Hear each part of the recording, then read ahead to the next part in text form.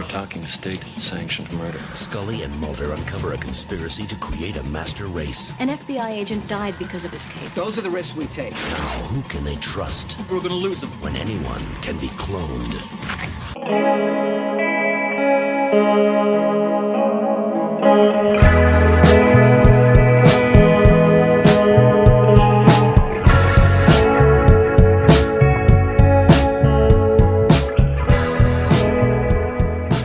Hello and welcome to episode 44 of Most Unwanted and X-Files podcast. So zany. And well, yeah, I'm the wild card now. I'm Luke, and with me, sat right opposite me, is Daniel. What's your middle name? Joseph. Joseph, that's it. Yeah, very biblical name. Daniel J. Checkley. That's what I'm going to call you. Ooh, I like it. That's like a sophistication. Yeah, I think. Daniel J. Checkley. Daniel J. Yeah. You know, J.K. Rowling doesn't have a middle name. She just put the K in there for... I think there was already a J. Rowling. That makes sense. And yeah. so I think she had to put it into sort of... But like, that's what you know as, J.K. I don't know why she didn't go with Joanna Rowling. Not sure. Maybe, I do. No, I do. Is it because she didn't want people to know she was a woman or something? The publishers didn't want, because the publishers thought that Harry Potter would be sort of portrayed to sort of young lads. That would be the prime audience. How wrong were they? Like, one of the biggest books of all time. But but they didn't think they would read a book by a woman. So they asked her to put J. Rowling, but there was already a J. Rowling, so she had to do J.K. Rowling. Well, there we go. A little bit of trivia for you. You hear about that a lot, actually. There was a... Weirdly, there's a novelisation of the Resident Evil games. Okay. I have the book. It's not well written, to be honest. I can't imagine it it's, is. Any novelisation of any different media tends to be... As a kid, when I read it, I was like, this is awesome. Yeah. No, I brought it from home. They're back in my library because it's got sentimental value more than anything. I'm Mary Kondo in ignoring all that stuff. So I brought that back, and I was reading it, and I was like, this is... shit. Yeah. It's really like, and then Leon went to the mall, and then he didn't get to the mall, but you know what I mean. But anyway. I did the same thing. I read, do you remember Frida St. Pet TV show? They made a novelisation. The novelisation of Frida St. Pet. And for those who don't know, it's an old British show, back in the 80s, wasn't it? I mean, it was really good. Not many people have seen it, to be fair. Yeah, we made a reference to it recently. We did. Yeah, you said Frida St. Pet, didn't you? Yeah. But yeah, it's basically about a load of people from Newcastle, actually all over the UK. Yeah. They couldn't find work, so they go to work in Germany, at like a construction site, and crazy things happen as usual. Yeah, exactly. But yeah, they made a novelisation of that, and I remember loving it as a kid because I was like, "Oh, it's a book about my favourite TV show." Reread it and see what you think. Yeah, it's going to be awful. And it's literally just word for word what they say in the show. It's awful. It's really bad. But anyway, the point I was making, the author of this Resident Evil book, I could have a look, but I'm just going to freeball it. It's called like S.T. Joshi or something like that. Yeah. I think the name on the book is. It's actually a woman, but because it was Resident Evil and they wanted to target it as teenage boys, they made it... So silly though, it's isn't it? ridiculous, isn't it? But then again, teenage kids, I suppose, I don't know. I mean, it makes marketing sense, but it's just so stupid. Yeah, it's just one of those things. And we worried we wouldn't have anything to talk about. Yeah? Yeah. We always find things to talk about. We filled 4 minutes. I mean, I could talk about anything. Give me a topic. That's putting it on the spot. No, give me any topic at all. Think of anything, come on. I'll talk about it. Brexit. And on that note, let's get into the episode this week.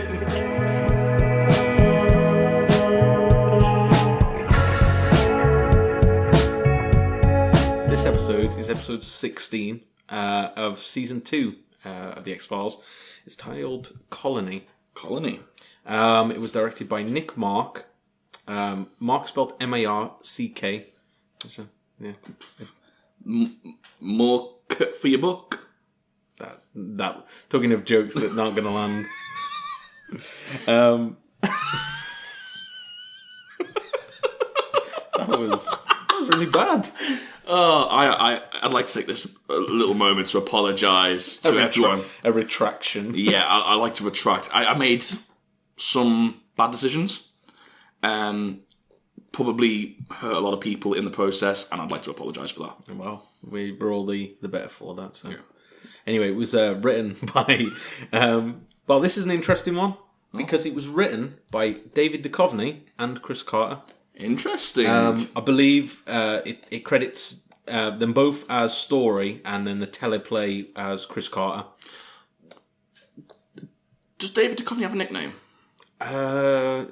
Dave. What a boring nickname. Dave. Davey boy. Well, Davey Duchovny. DD. DD. Shouldn't people call him DD? Hey, DD. No. Well, I think we need to come up with a nickname for him. Him and Gillian Covo. Anderson. Covo. Covo. Covo and Andy. Covo sounds like your dad's mate, you know what I mean? Alex Covo coming around Going to the tonight. pub with Covo. It's very British.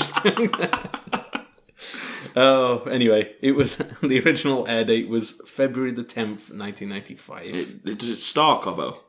It does star Covo. Covo's starring Covo it, yeah. front and centre. Talking of Covo, scene 1, we open, there's a misty sky, and we hear Mulder talking. And he says, I have lived with a fragile faith built on the ether of vague memories from an experience that I can neither prove nor explain. When I was 12, I feel like I should audition for the part with this. My sister was taken from our home by a force that I came to believe was extraterrestrial. This belief sustained me, fueling a quest for truths that were as elusive as the memory itself. To believe as passionately as I did was not without sacrifice, but I always accepted the risks. To my career, my reputation, my relationships, to life itself. I copied that from the script because as soon as I hear a monologue now, I'm like, I am not typing all this out. He's very poetic, isn't he, in these monologues? He likes to embellish a little bit. Yeah. To be fair, after listening to you read it back, I should have probably guessed that the sister would play a part in this episode, but I expected them to save that. Yeah, I know we're really jumping ahead. I know, I'm sorry. There's no tension. Spoilers, guys. Yeah, we do not know how to do tension on this podcast. We jumped to the biggest plot What did I think of it? I thought it was brilliant. I didn't think it was brilliant, by the way.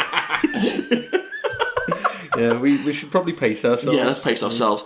I wonder whether his sister's going to show up in this. Well, that's the mystery that we will find out eventually. Let's crack on. Oh, and we see as this is being read, we see a helicopter in the sky. It lands in a field. And initially I thought this was the place that Mulder snuck into in Deep Throat, was it? The airbase. It looked kind of similar to it. Yeah, I thought maybe then it was. again, airbases just look like airbases. True. Could very much be just any other airbase. Airbase. We see all these sirens and an ambulance, and all these soldiers jump out and pull somebody from a helicopter, and it looks like a body. And this is when we see in the ambulance. Now, initially, I did not know who this was. It's hard to tell, but it's Mulder. Yeah, his face is battered. Yeah, he's looking worse for wear. We then cut to the medics taking him inside, saying that they need a frostbite bay. And he's rushed into theatre. We get all this medical jargon. It's like an episode of Casualty. Or ER for American listeners. Yeah. We then see Scully trying to enter the facility. Did you ever watch ER? Sorry to interrupt your flow. The only episode of ER I ever remember watching, because my mum used to watch it, was an episode where a helicopter blade chops off someone's arm. Yeah, it was great. You know what? Yeah, what a response. The thing is, there's like a medical drama in England. It's called Casualty. It's still going to this day. Yeah. For everyone that's not in England. Yeah, it's my my girlfriend's, my fiance. I know you'll call me on it. Yeah. Pretty much her favourite show. Well, there you go. But the thing is, when I was younger, my mum used to watch both. And Casualty, for the lack of a better word, can be very mundane. Literally, you're coming in and you've got a guy that's hit his head because he fell off a ladder. Not anymore, tell you that. Well, that's the thing, but it used to be. I mean, it's okay. It has its dramatic moments, but it tends to be just your everyday life of a doctor.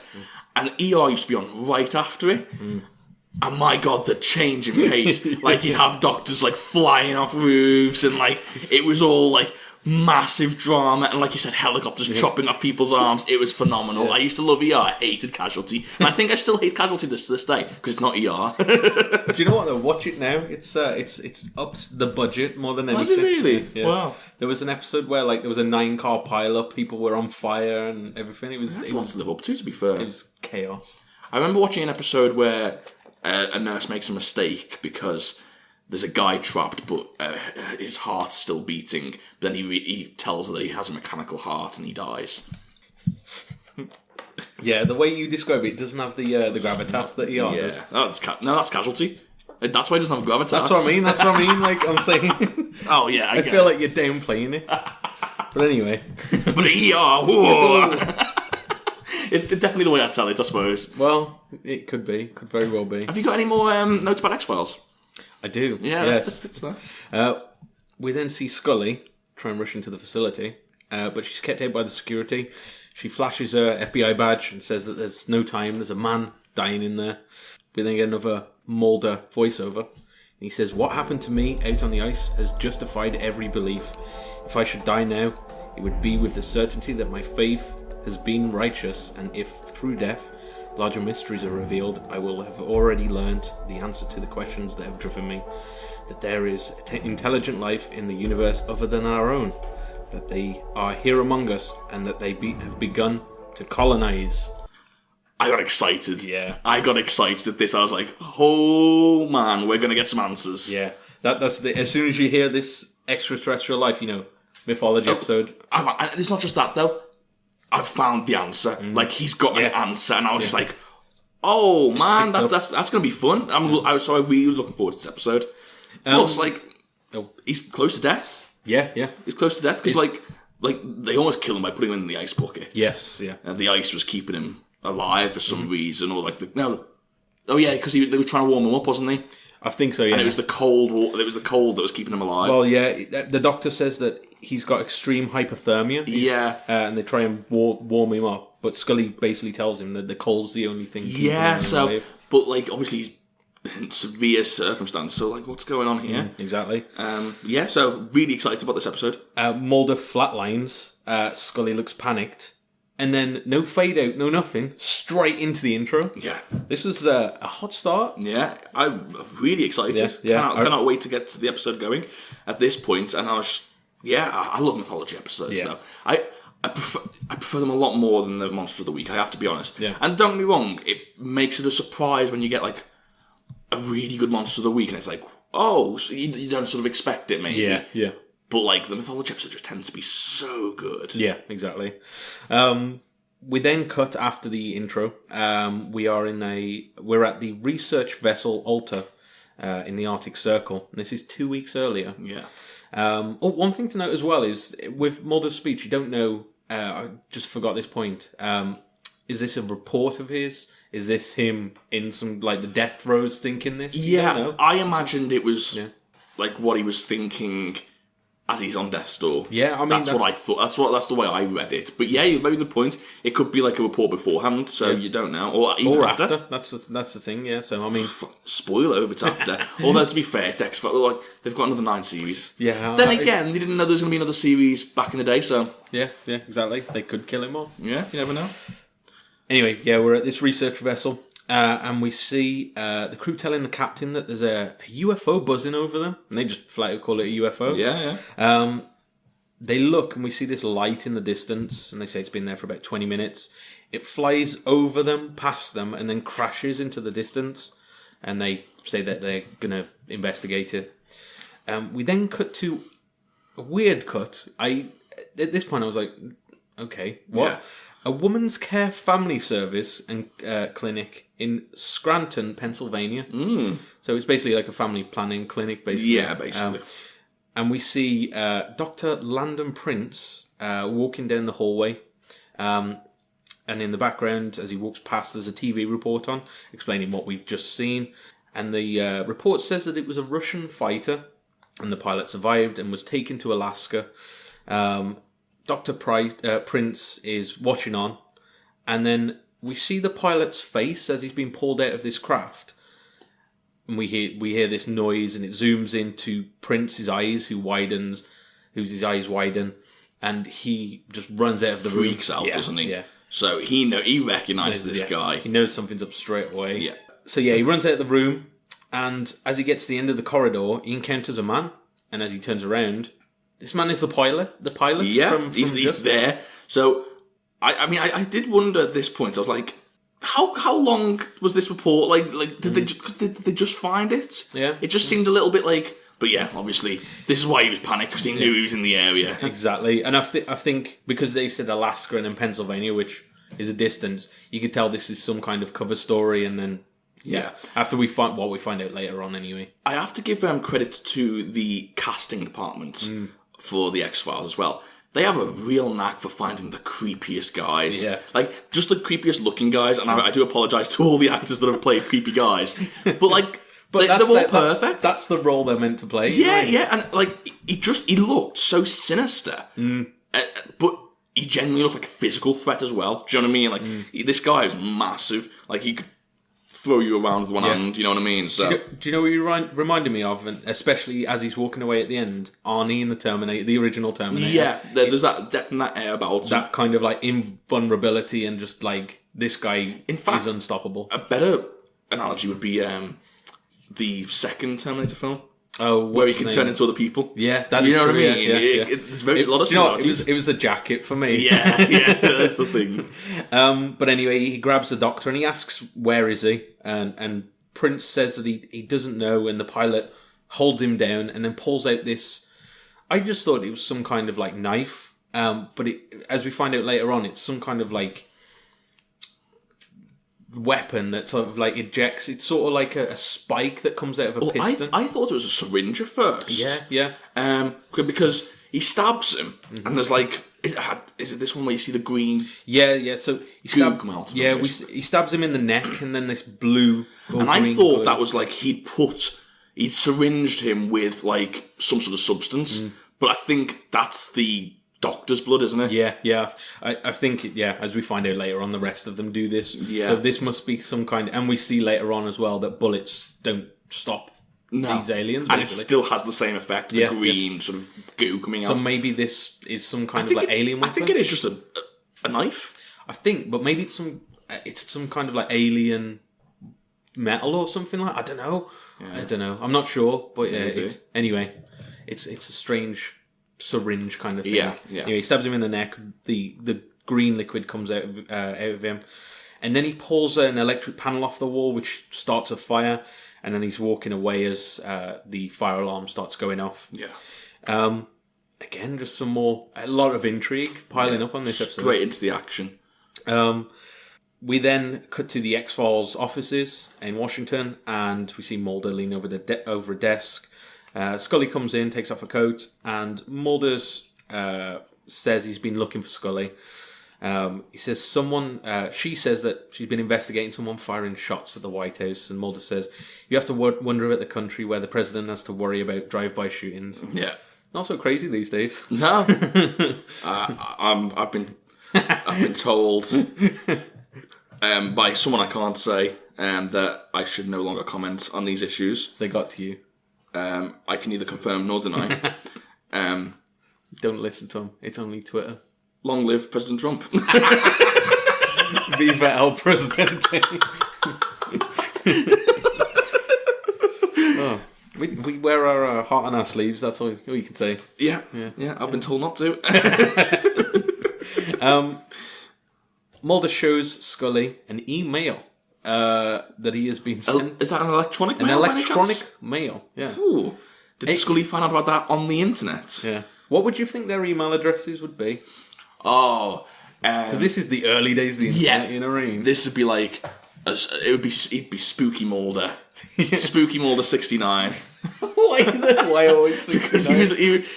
Did you hear? He's a bit childish. Have you heard about some of the smutty jokes? And these videos. Yeah. Remember how he's intrigued by every girl called BJ. Yeah. Spooky Mulder 69. He's definitely on 69 at the end of it. AOL.com. Yeah. Scully would be like Scully D at AOL.com. Or D. Yeah. Or D. Do you know what I mean? Like it would D. be Scully. Yeah. Oh yeah, I like that. FBI. Yeah. No, you can't put FBI in the email address. She's blown a cover straight away. At FBI.com. When did LOL become a thing? Was that during like the instant messaging days? Yeah, that was like... It wasn't the early stage of email, was it? No, I think that was, instant messaging. So it'd have been like, what was it, AIM initially, then MSN and stuff like that. Yeah. them are the good old days. When you couldn't text someone, you had to wait till you got home to the computer and go on MSN. This feels like the old days for us, but like other people will be like, what are you talking about?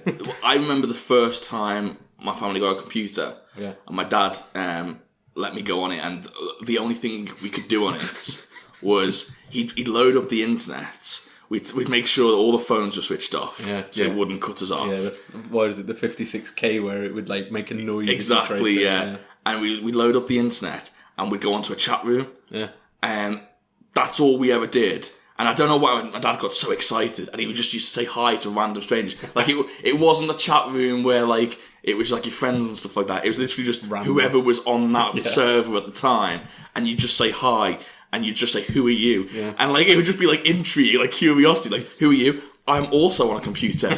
Bye. Yeah. It was really strange. Do you know what? It was before the seediness. That, like, because these days it would just There was no seediness involved. It would be like, what's that one there where you randomly go on, like, a webcam? Oh, is it Omegle and stuff like that? Yeah. Back in the day, that would just be innocent. Hi, I'm from, I don't know, North Africa. Do you want to be pen pals? Yeah, exactly. It'd be stuff like that. Nowadays, it's always some guy. Yeah. It's always some guy. And I won't say what he's doing. We know what he's doing. We know what he's doing. Yeah. We know what you're doing, William. This poor guy. What a he's like, I ain't listening to these anymore.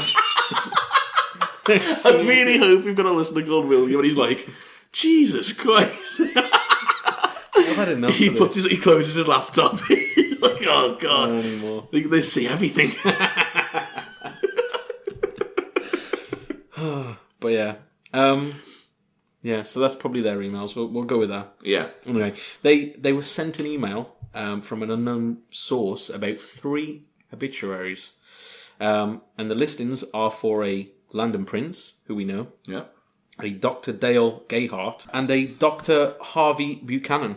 Yeah. And they're all from... Neil's lad. Yeah. No, that's niche. We need to stop. We need to go for a more... I can't imagine many people know what Art Attack is, let alone the man who presents it. Anyway. Who doesn't know the legendary Neil Buchanan? The best bit was Head. That's what his name was, wasn't it? It was, yeah. The best bit was Head. So don't isolate that clip, whatever you do. I don't know which bits to leave in and which to take out at this point. Start again. That's your decision. From the beginning. Anyway, they all live in different cities and different states. And they all worked at abortion clinics and all died in arson fires. So, it's a bit mysterious. Scully thinks that maybe it could just be some radical pro-lifers, or as she calls them, right-to-lifers, which must have been the early term for them. Yeah, maybe. Mulder's unsure. I mean, to be fair, it wouldn't be unheard of to see either side of that debate go extreme. Yeah, exactly. It's such a hotly contested debate that... It's the same as, like, you see people throwing blood over people with, like, fur coats and stuff like that. Yeah. There are certain arguments which cause a real reaction, and that is one of them. So, yeah, it wouldn't be out of the question. Yeah, exactly. And you do see somebody who'd be along those lines later on as well in the episode. Yeah. So, Mulder says he's unsure. He was unsure at first as why they were sent to him. But then he shows Scully the pictures of the 3 people, and they all look identical, and they're basically the same person. Yeah, no relations either. Yeah, he says no blood connection, and he says also there was no record of them ever existing. So at this point, Scully looks confused, which understandable, to be honest. Yeah.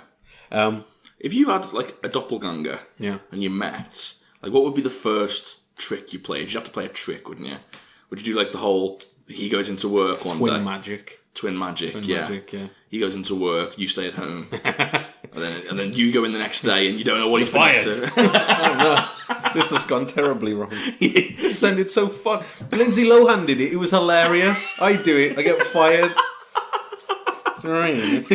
You send a non-IT professional to try and solve some of your IT cases. Luke, can you back up those SQL servers? What's a SQL server? Yeah, I mean, what would you do? I saw your doppelganger yesterday. He was sat in front of me.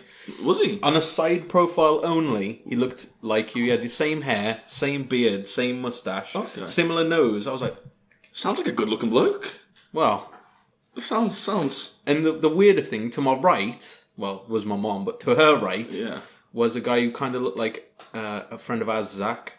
Oh, okay. I was like, who's doppelgangers? Was you just like pretending to be with all your friends? I was like, hey, it's my pals. But anyway. Yeah, I don't know what I'd do with a doppelganger, to be honest. That's fair enough.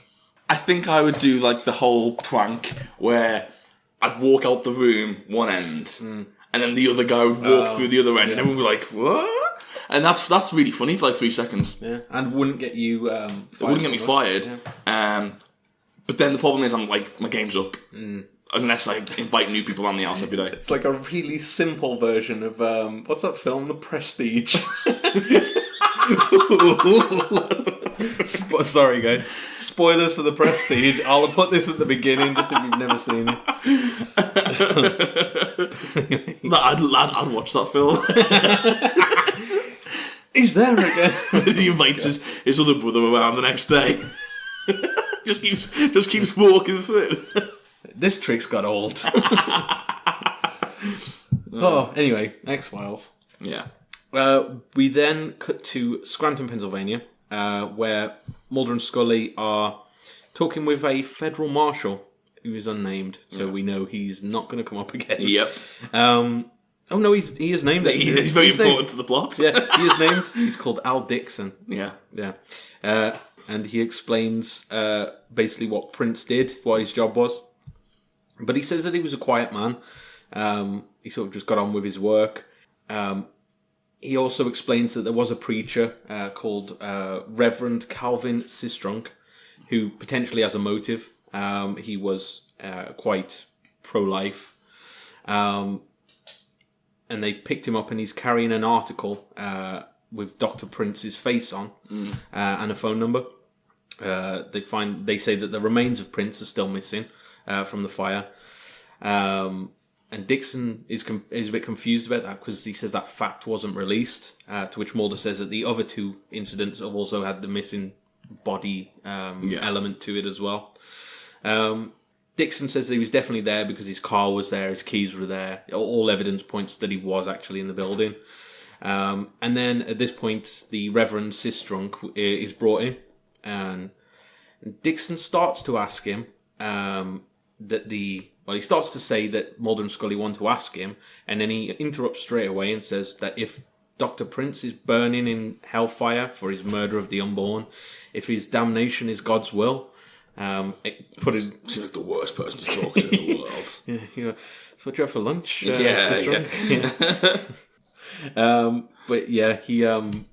Mulder asks if that's what he thinks, and he says, well, it's just a matter of opinion. And Mulder just snaps and says that, well, it's his matter of opinion. If they believe he's committed this murder, they'll link the other two with him. Yeah. Basically threatening him with... a triple homicide. Yeah, exactly. His face changes then, doesn't he? Yeah, he's not as playful. Yeah, he's like, oh, okay, maybe I'll play ball. And he says, the Reverend says that he doesn't endorse the killing of sinners, and that he actually has never been to New York or New Jersey. Mulder asks him where he got this newspaper clipping, and he says it was from a local paper up in Binghamton. So they go to this newspaper, the Globe and Mail, and they're talking to a woman at the desk. The clerk says that a man paid in cash to place this advert. Scully shows the Reverend's picture, and the woman behind the desk says it wasn't this guy who paid for the advert. She says that the man didn't sign anything, and he actually didn't pay for the second week placement. So it was planning to go on longer, but he didn't turn up. Yeah, didn't pay for it. Scully says that she has a bad feeling about this. It just reminded me of Star Wars straight away. Yeah. Mulder says that it sounds just like an X-File. And Scully thinks that maybe this is a setup, because they've been set up before. Have we ever seen them be set up before? Or is this some kind of like... an X-File case not talked about? I mean, to be fair, you had the first season where it wasn't set up as such, but you had them chasing like wild stories, and it ended up being like, you know, with like Deep Throat, and like whether he was actually on their side or not. Like you never really knew, did you? So there was, I suppose, maybe you could count that. I guess, yeah. Mulder thinks that there's potentially more victims out there, more people, identical twins. They're not twins. And he's also noticed a pattern that the killer's actually moving north from the killings. Mulder asks if the advert was a voicemail advert, and she says yes, but you've got to pay the bill if you want to listen to them. Yeah, she hands over confidential material very, very easily. Yeah. Also, I thought it was weird that she was asking them to pay for the bill to listen to an advert when it's the FBI asking it on an active investigation. That's a good... I'd be like, you're standing in the way of an active investigation on a triple murder. Are you sure you want to... Yeah, but Mulder doesn't pick that up. Mulder pays it. Whatever, yeah. Mulder's really loose with the cash. He's quite gullible, you know what I mean? He is. You know what I mean? Like, he's savvy when it comes to X-Files stuff, but he's quite gullible with real... we've said this before, with real-world stuff, he's not all there, is he? No. Do you think they get paid well? As an FBI agent? I don't know, actually. Because, I mean, he's got it's not a great apartment he's got, is it? No. But then again, that might just be him. That more his character. Because Scully's got a nice house. I was going to say, she's got a lovely house. So. Yeah. A lovely house. It's a lovely house. it's a lovely house, Luke. I sound like I've been watching renovation programs at the moment. So. That's what I was going for. Yeah. Yeah. It's like I was trying to put on like a sort of an old folks voice, and he's like, it's only on the market for 130k. But it's a lovely house. Maybe we should branch off into house programs. Yeah, just us play all the characters. Yeah. We should stop writing sketches. This house is 75k. Gee, that's a good one. It's a poor house, though. It's a poor house. I mean, to be fair, I can do the two. Yeah. That's about good it, though. And poor. Yeah. But it's a lovely house. Right, let's not quit our day jobs. No, is it getting boring now? Well, let's ask the listeners. They say yes. I like the idea that when this goes out, everyone's listening to it, and there's just a unanimous yes around the globe. Get on with it. It's like fucking Monty Python. Anyway, Scully says that there's been 26 people calling for this advert. Yeah. And she says that there's a man that's been seen that looks similar to this guy in Syracuse. So we see the field office of the FBI in Syracuse. A guy called Barrett Weiss, an agent, pick up the phone. And Mulder's on the other line. He's asking for help. He says that a man called Aaron Baker may be in danger. Weiss says that he'll go and check it out and call him back if he finds anything. Yeah. We then see Weiss pull up at this house in Syracuse. I don't need the street name. No, let's move on. That's fine. Let's move on. But I'll tell you something. It was a lovely house. I wonder where you were going with that one then. It was literally only as you paused, I was like, oh no. Oh no, here he goes. It was a lovely house. It was. Yeah. He heads to the door. He knocks on the front door, but he overhears some talking inside. Oh, he doesn't knock, does he? Well, he goes to knock. He goes to knock, yeah. And then he hears something, starts snooping through the window. I thought, it's not very professional, is it? He's an FBI agent. He's meant to detect, isn't he? Well, yeah, I suppose. Yeah. I still wouldn't be happy about it. He's got to detect in any capacity he can. Yeah, okay. So fair enough. That's his job. You've been me wrong. And to be fair, he is proven right for snooping. Yeah, exactly. And we overhear them talking. And now, I did catch a bit of their conversation, but only because of lovely, lovely subtitles. Yeah. Lovely subtitles. Oh, I need to they were lovely subtitles. I need to not say that word now for the rest of the show. And we overhear them say where we could share the entire planet, and then... Oh, I didn't hear any of this. Okay. Unwilling to share is the next thing that they say. So... They're taking over? Are they taking over? Who's saying that, though? The guy or the guy doctor? is saying that to... The doctor is saying that to what we later find out is the bounty hunter.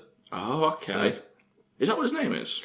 In the casting, it's just called Bounty Hunter. Bounty Hunter, okay. Well, alien bounty hunter is what it says. Oh, okay. Wait there, does that mean these doctors are aliens? It could be. Don't spoil it for me. Don't you spoil that. Don't you spoil this. I think I'm tired. The problem is, I'm finding this hilarious, but like I know other people aren't. We ended up with tangents. We watched. We stayed up to watch the Royal Rumble. Oh yeah, a couple of weeks back. Oh, God. And then we got to that stage in the night where it was like 3-4 o'clock in the morning. Yeah, this was the last Royal Rumble, wasn't it? Yeah, and it was me, you, and our friend Cam. Oh, and Jem stayed up for a little bit. She stayed up for all of it, actually. Yeah. For all of it. But we got to that stage in the night where we were so overtired that everything we were saying, we were just breaking down in laughter. We were laughing at the word Jeff or Jeff. We were saying Jeff in a funny accent. Oh, and we was laughing at it. I don't know why, but like it's not funny. It isn't funny. No. But at the time, because how overtired you are, it's just hilarious. And I feel like that's me now. I remember there was the time that we did that as well when we were playing. It was a Marvel game, and then the screen just like it was like a cutscene, and it paused, and it was the thing, the orange character's face. And 20 minutes we was laughing. Yeah, for about 20 minutes we were all just in hysterics. You would think we were high. Yeah. But we're not. And this is a serious episode, and I'm worried I'm ruining it by being just silly. I'm just being silly. Have a sip of that Monster. Get it down, Yeah, I'll have a little bit of energy drink. Bit of energy. Lovely Monster. Okay. Now we need to carry on. Oh. And as he's saying this, we see a hand from out of shot appear on this doctor's shoulder. Or he's not a doctor, but this guy's shoulder. Yeah. We cut to inside, and we see the pilot this pilot from earlier, slam him up against the wall. And he says, "Your plans will not succeed," the doctor says to him. Weiss goes around the back and hears this commotion. But the pilot pulls out this knife, syringe, again, whatever it is, and then we see Baker hit the deck. Yeah. Weiss bursts in with his gun drawn. He looks down, and we see this Baker. He's not a baker. But, not a candlestick maker. He's definitely not. Yeah. And we see him dissolving. Yeah. Again, a big puddle of green goo. Yeah, basically. The pilot starts walking towards Weiss, and he tells him to freeze, but he doesn't as he steps forward. And Weiss just unloads into him. There, loses like 3 shots into him. Yeah. And then we see green just start oozing out of these wounds. It's the same. And he's completely fine, basically. He's standing there. He's looking unharmed by these shots. Weiss starts gasping and grabs his head. And if you remember, this was happening to... Oh, which one was it now? It was in the end of the last series, wasn't it? Oh, what? Do you remember that guy who was running away? And they shot him, and he was in the back of an ambulance when he at one point, and then they start operating, and then like gas starts coming out. Didn't it? Yeah, it was like a gas. I don't think it was like green goo though. No. But like they start like when he's like wounded, he starts. See, now I didn't get that from this scene. I got like it was like a telepathic thing. It could have been. It could be both, I suppose. I assumed it was that gas. Yeah, because we see later that it starts like when they dissolve, they start like fuming. Yeah. So I thought maybe it's some kind of toxic gas. Whatever it is, he collapses. Yeah. On the floor. We see Mulder and Scully arrive outside. Well, before you get into this, just in the rundown, I think that it's important to note that it sounds silly. Like, he kills someone, he turns into a big puddle of green goo. Yeah. But it wasn't. It didn't feel silly. It was very well done. It was, you know what I mean? It looked like real, do you know what I mean? In a weird sort of way. Like, it didn't feel, like, comical at all. In contrast to the last episode, which felt a bit, like, kooky. A little bit kooky, a little bit quirky.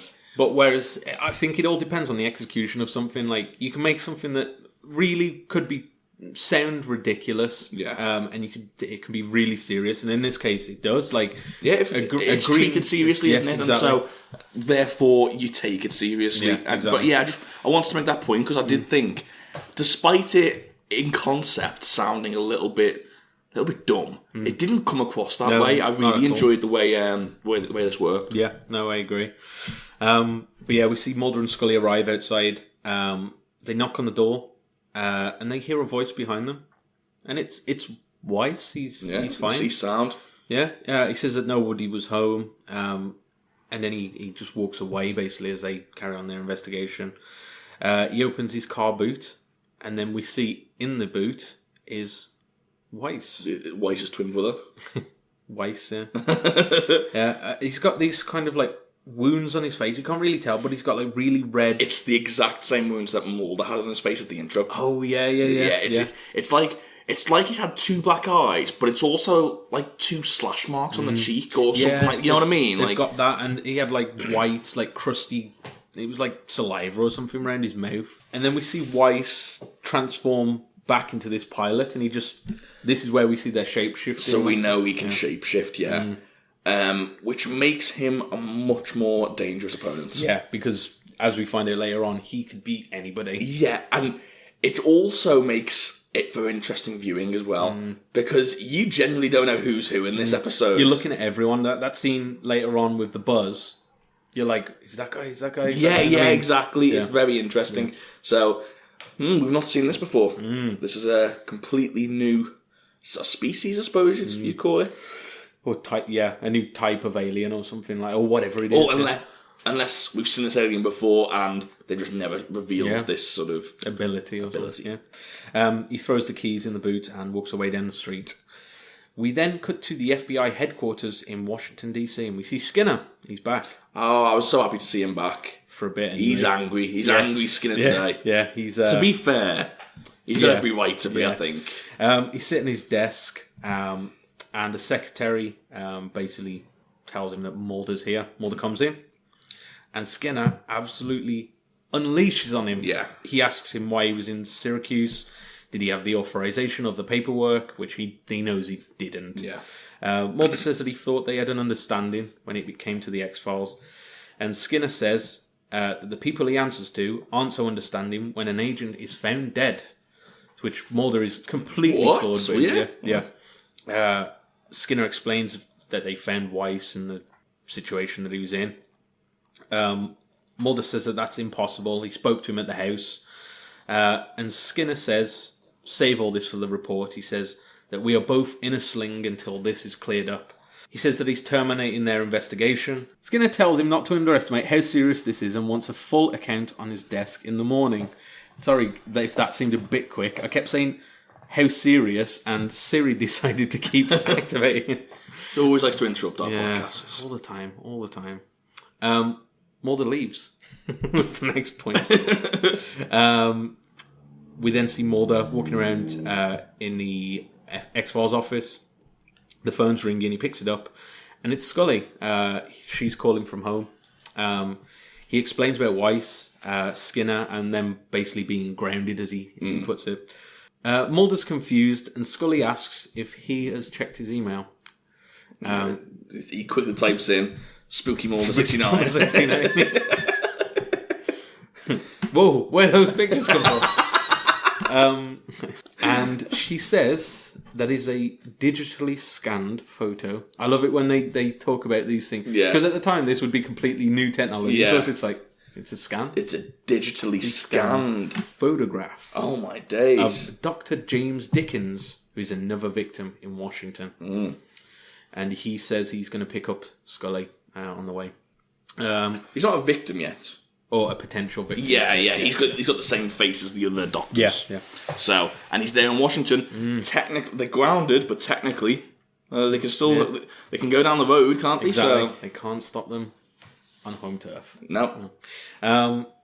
So we go to Scully's house, and it's a lovely house. It is a lovely house. It's a lovely house.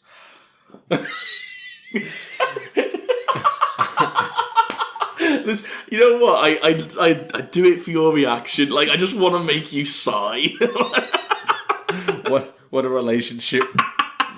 I think a sigh is better than a laugh. I get more enjoyment from you just being just so disappointed. But as they get there, there's a man standing outside, and Mulder walks by him. But as this guy walks past, he turns around and says that he's Ambrose Chappell from the CIA. Yeah. He says that he has a story related to the case that he's working on.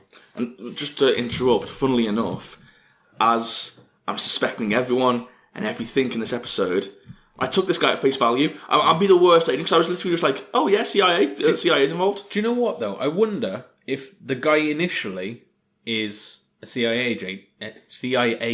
That's a tough one. CIA agent. What does CIA stand for?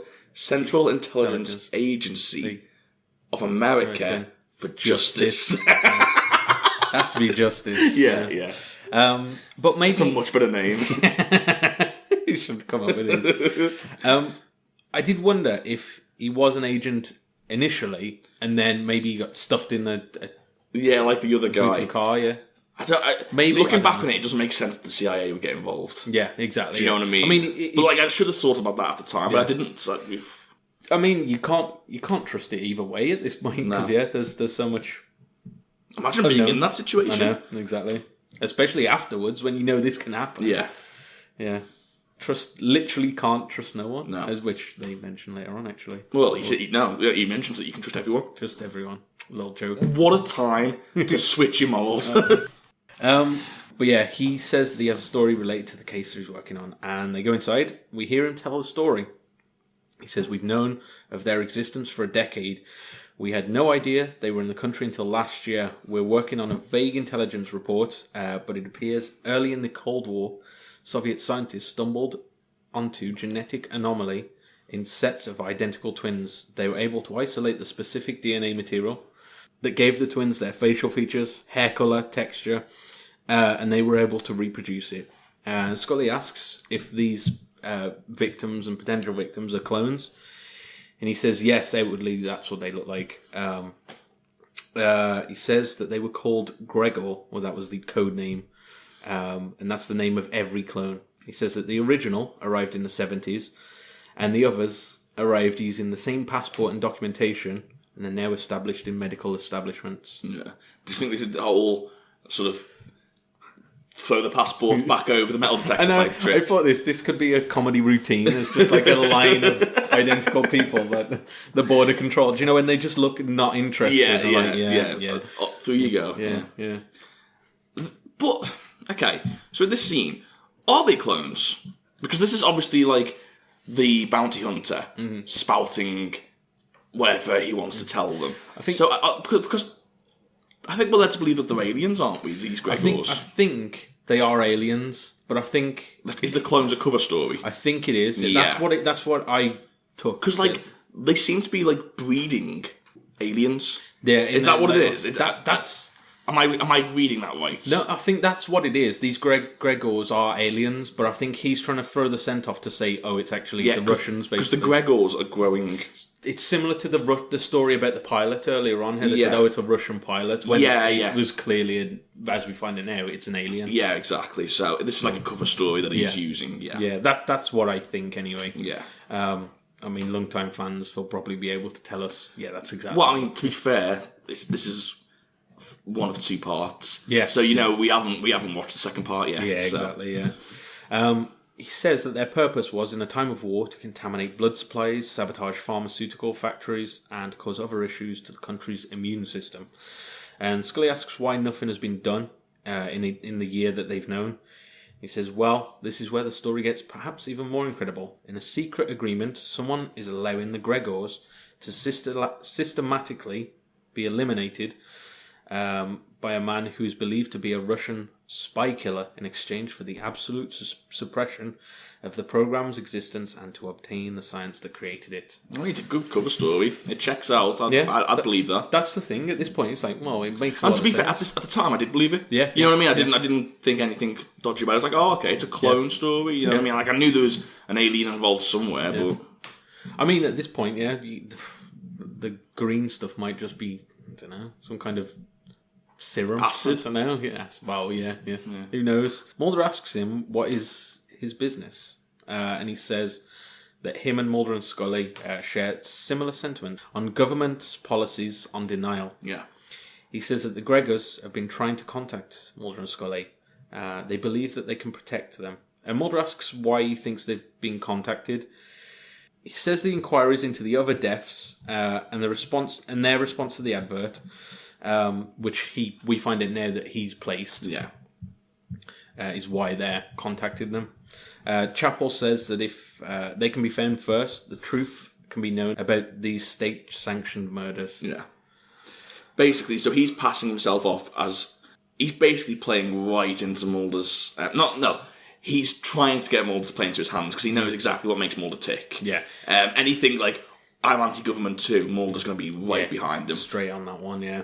And which he does. Mulder tells him straight away that they know where a Gregor could be. Yeah, just trusts him completely. Completely. And we mentioned this early in the season. For someone that doesn't trust anybody, his literal mantra is, trust no one. He trusts everyone. Has he ever not trusted anybody?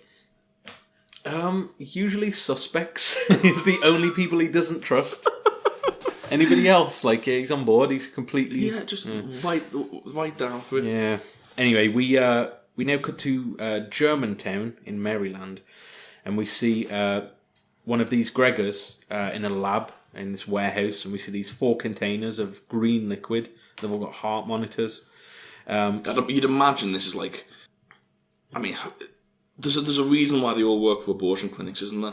I think it's... Yeah, I think so you'd imagine either they could get to the equipment from there, maybe? I think so. I think it's something to do with some kind of breeding program or something like that, which I don't know what the extent of it is, and I don't think we will know for a while, but I think that's the implication anyway, yeah. What if, Scully's an alien? What a twist that'd be. Like, the last episode, you go, oh, Scully's an alien. Scully's an alien. Out of nowhere.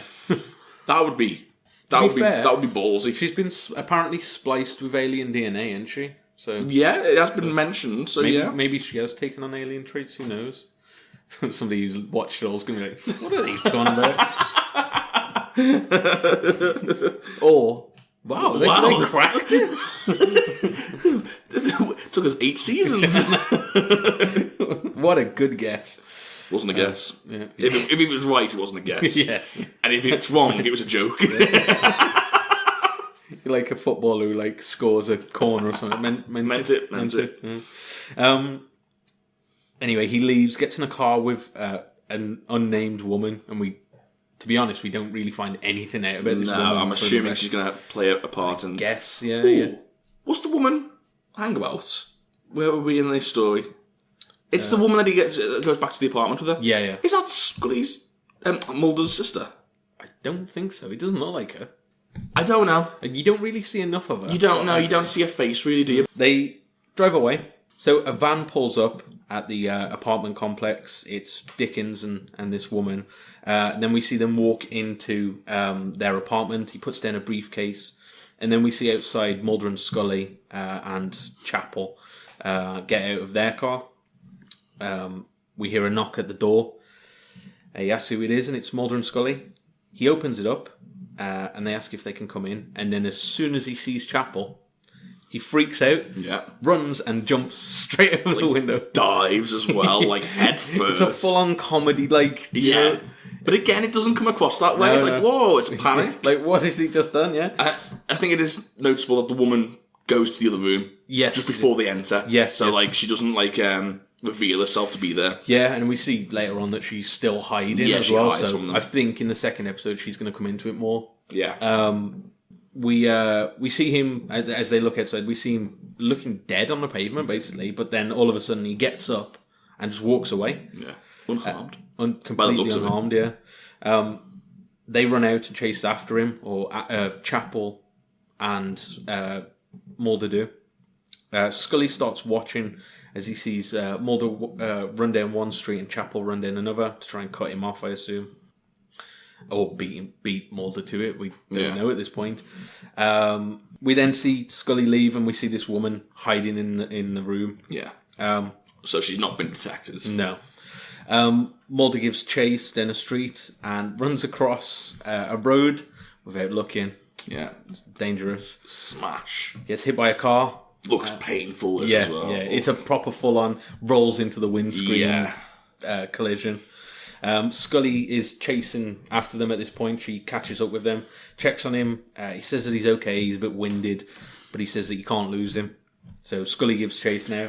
At this point, I thought, is it... there's two things I thought. One, I thought, this is a two-parter. Yeah. It was getting way too late on in the episode. Like, there's not going to be any resolution here. Yeah. We're going to have another part to this. So, again, I was excited about that. Secondly, surely, like, you'd imagine a government agent would wear flats shoes.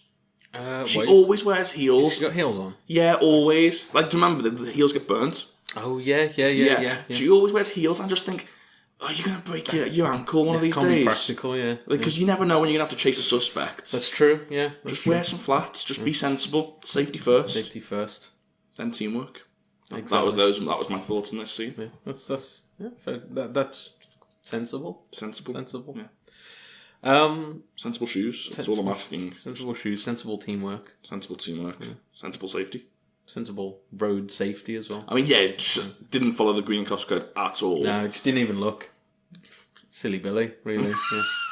Yeah. Silly Billy. Yeah. Silly Billy. Silly Billy. Yeah, William. It's twice now. Twice in one episode. He ain't listening anymore. No, he's already turned it off. He's already turned it off. Oh.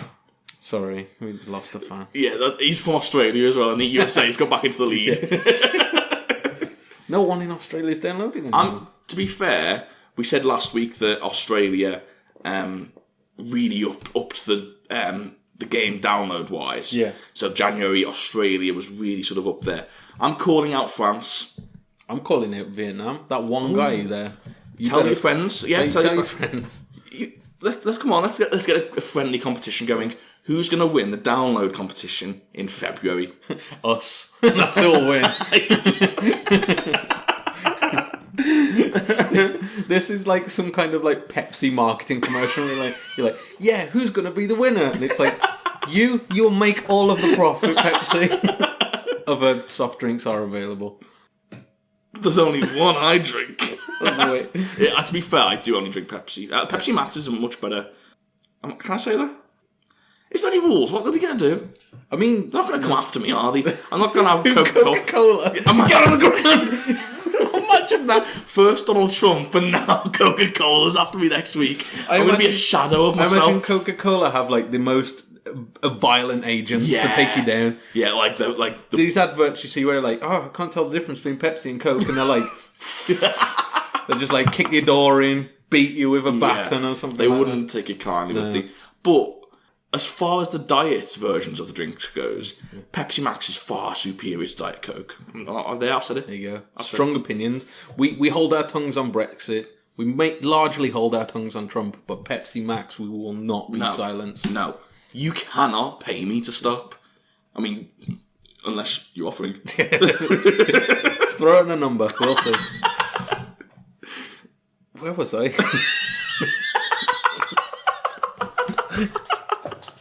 I am sorry. Our head's gone. This is one of the most important episodes that we've seen of the X-Files, and we've turned it into a shambles. We've not paid the proper respect. Classic Most Unwanted behaviour. Yeah. Shambles. The shambolic podcast. We are called Most Unwanted for a reason. Yeah, that is a good point. Anyway, I do know where I am now. That's good. So Gregor is trapped in an alley. Yeah. And we see Chapel behind him. He walks towards him. And Gregor tries to climb up a dumpster and up onto one of the ladders to try and climb away. But Chapel grabs his leg and pulls him down. Yeah. And as he pulls him down, we now see who Chapel really is. Yeah. And he's this pilot. Yeah. Scully arrives, and as she's looking around slowly, we then see Chapel pop up from behind. Oh, hello. yeah. Just out of nowhere, just like, hey. And he just says, that he's gone. He's lost him. And we see Scully look a bit doubtful. Yeah, she's suspicious. Yeah.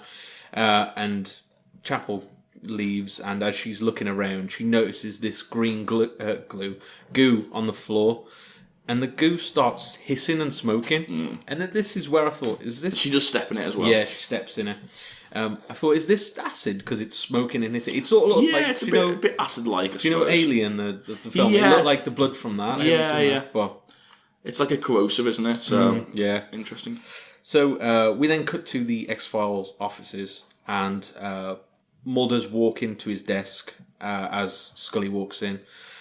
Scully asks how he's doing, and he said he should have used the crosswalk, is basically what he says. Yeah.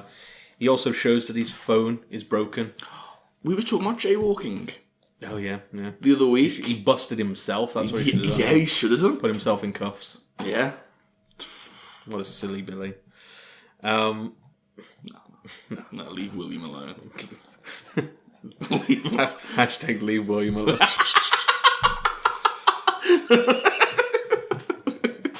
We'll start our own defence of somebody we've insulted.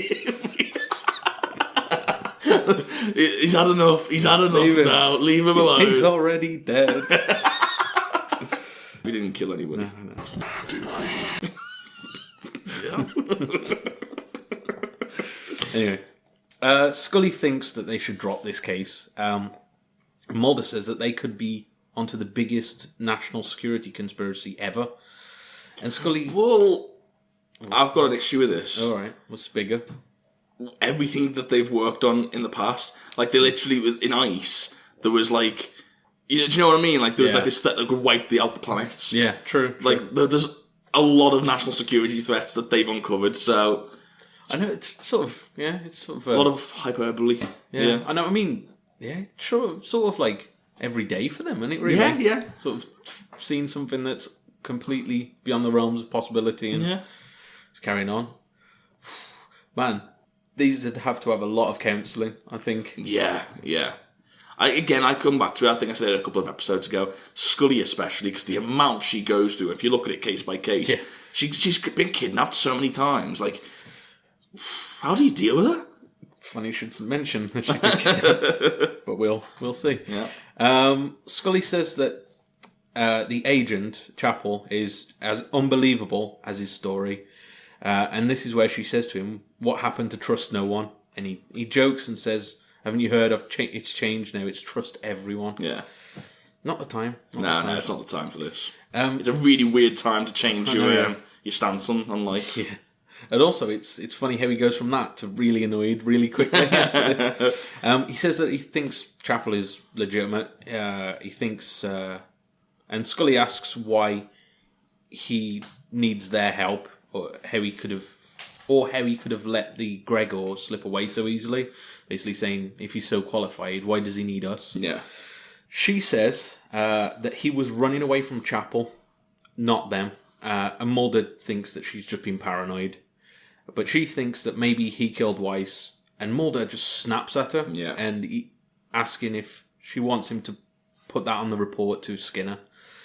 And she says that he will pursue a case to the point of insanity, this is to Mulder, and expect her to follow. It's true. We've been saying this from like halfway through season 1. Yeah. It is true. He does get blinded. Yeah. As soon as he thinks that he's onto something, he doesn't look at the risks. Yeah, exactly. And she even says... they need to draw a line somewhere. And he says that if it feels like insanity, that she can feel free to step away at any point. And she reminds him that an agent died on this case. And he says that those are the risks. Accept them or don't. Quite blunt. Yeah, I thought this went too far. Yeah. And it's not like Mulder. Like, Mulder wouldn't... It's not worth risking a life. Yeah. He wouldn't say that if it was about his sister. Yeah. Do you know what I mean? Yeah. I think it's because anytime his sort of line of work gets called into question, he's very defensive, and then he also says, we all draw our own lines, again, parroting what Scully had just said. Scully takes a pause and says that she has something to show him, and she shows her the shoe that she'd stepped in this goo. That's a good rhyme. And we see that it's worn all the way through. Another one?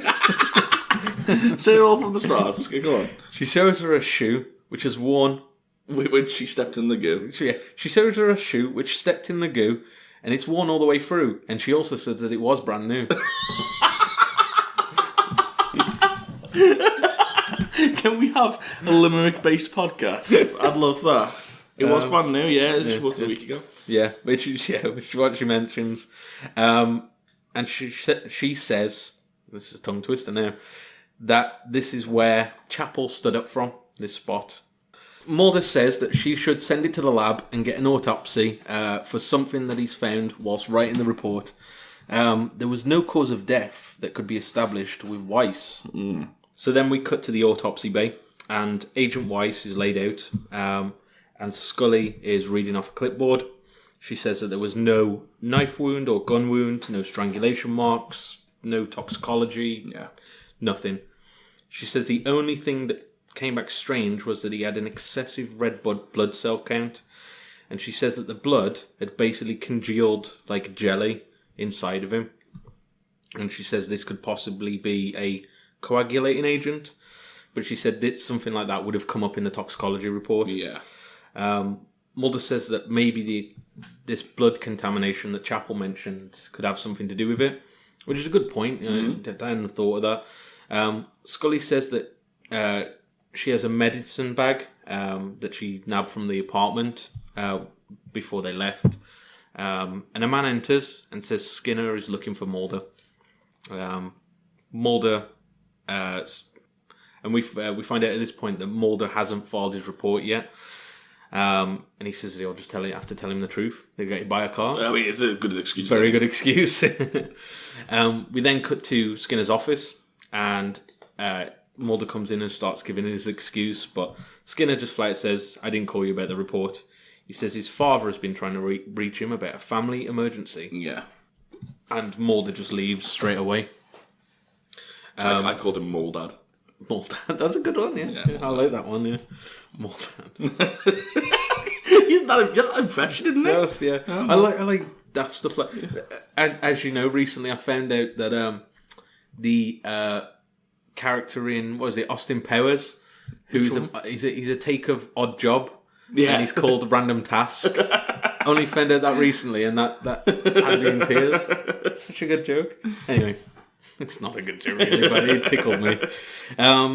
We're then outside, and Mulder's on the phone trying to call someone, and a woman picks up, and we find out that this is his mom. Yeah. Munda. Munda, yeah. That doesn't have the same ring to it for some reason. Munda and Muldad. Muldad, yeah. Munda. Well, we got to stick with those now. Yeah, no, it's definitely Munda. Munda and Muldad. He says that he didn't expect her to answer. Yeah. So I'm guessing that they're divorced or something, or separated maybe. I just think he expected Muldad to answer, because that's who called him originally. It's going to take a while to take that seriously. Because he asks why she's at his dad's. That's why I thought, oh, maybe they're separated. Yeah, I suppose. Yeah, maybe. I don't know. But to be fair, that would make sense, because they would definitely get back to sort of... Yeah. Because of what happens. Exactly, yeah. She puts Muldad on, and he says that he's received a strange call, and he thinks that Mulder should come home. Yeah. And he won't tell him what it's about. Scully enters, and he hangs up, and he tells her to check on the address that they found, but he has to go home. Yeah. He drops everything. Yeah, drops exactly. absolutely everything. We then But I think he suspects what he's about to get. something. Yeah. I mean, you can tell. Even in Skinner's office, he walks straight out, and I just feel like, I don't know, maybe his parents, they're not that close, maybe, and he's thinking, if they're trying to contact me, there's a reason. That's the thing. If they are divorced and they've suddenly come back together at their house to call him home, he's got to be thinking. He's got to know it's something to do with his sister. Yeah, I think so. That's the only thing it could be. Well, I mean, maybe. It's your nan. Oh God! You're like, oh dear. Oh no. What's that? Nanda? I was going to say not grandma. No, I went with Nanda. Nanda. It's not too like Nando. Great. It's not great. It's not great. It's moving swiftly on. Yeah. Luke's just deflated. Phil Mitchell style. Scully then pulls up at 3243. I'm making up numbers. Edmonton Street. Mm-hmm. She pulls up, and we look. It looks to be these warehouses that we saw from earlier. She opens the door and walks in. She's got a gun in her hand. She steps in something, looks down, and we see more of this green goo on the floor. She keeps walking through, and then we see this giant room with these 4 vats of liquid. And then we see one of them's been pushed over. And we see it's Agent Chapel who's doing this. There's all these small bags with tubes on the floor that were in the vats. And Chapel looks down and stands on one, stamps on it. Yeah. And he's like smiling to himself. He hears the footsteps and turns and sees Scully basically move down the hall. Yeah, she thinks better of it, doesn't she? And she sort of, I'll need to come back at a different time. Yeah, exactly. He walks out of this warehouse just as Scully speeds away, basically. We then cut to Scully's house. She's pacing back and forth on the phone, and it goes straight to answer phone, to Mulder's answer phone. And she says that she needs to speak to him, that she's possibly in danger, and that she thinks she's been followed. Yeah, there's a car sitting outside, isn't there, watching exactly. We then cut to... it's listed as Martha's Vineyard, so I'm guessing that's his mom's name. Martha. Who? Mumda. Oh, Mumda. Yeah, could be. Yeah. Mumda's Vineyard. Mulder gets to the car, goes up this porch, and we see his dad just sat in a chair, rocking. Who? Oh, sorry. What was it? Muldad. Muldad. Sorry, I nearly forgot then. Yeah. How could I? Yeah, Muldad's just sort of sat there. I don't like Muldad. He's very stern, and very stern. Like you can straight away when Mulder goes for a hug, and he just puts his hand out. Yeah, what a dick! I know. Yeah. Man, who denies a hug? Oh, that's harsh. It's proper. Like I bet you he makes him call him sir. Yeah, you know what I mean. It's that sort of dad. He reminds me of in Peep Show, Mark's dad. He's very, very serious. Yeah. Even on Christmas, he won't have a Christmas pudding. But anyway, yeah. So he says that his mother's going to need some time. We see Mulder going for the hug. Daddy wants a handshake. Yeah. Oh, sorry, Muldad. I wasn't as inventive. I just put Daddy Mulder. Oh, I mean, it was a nice effort, mate. Who we find out his name is William. It never was. Yeah. I wrote this in brackets and I completely forgot until this moment. I was like, you old dog, yeah. William. You snuck back in. He says that he knows it's a difficult time and he appreciates him coming on such short notice. He then says, the certainty became a comfort that allows you to move on. We bury our memories so deep, after all, that has been destroyed, never expecting.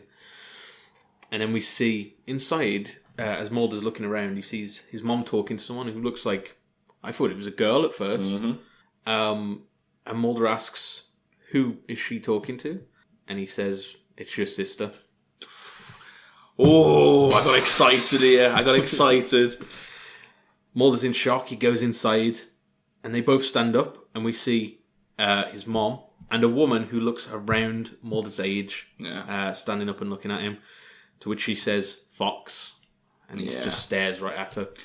I don't know whether this is his sister or not. I don't know what to believe. I mean, this whole episode has got me guessing. Yeah, there's especially seeing that they can change shape and there's clones and this, that and the other, and it's like, what is this? Yeah. You know what I mean? Like, I hope it's his sister. I do, because I mean, that's one of my predictions. Series predictions. No. Yeah. Oh, I hope it's not. I hope it's a clone. I also said, if I remember rightly, in the episode, I said, I wonder if we're going to see her as a little girl, or if she's going to be Mulder's age now, all grown up, and we see her.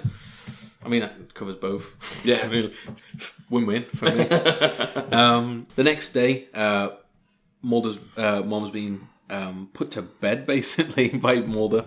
That sounded really aggressive, though. I said that. Put to bed. You get to bed. You get to bed right now. She says all the sleepless nights, and now she's too tired to even keep her eyes open. Yeah. He says it's 5:30. They're all exhausted. And his mom sort of says, is it really her?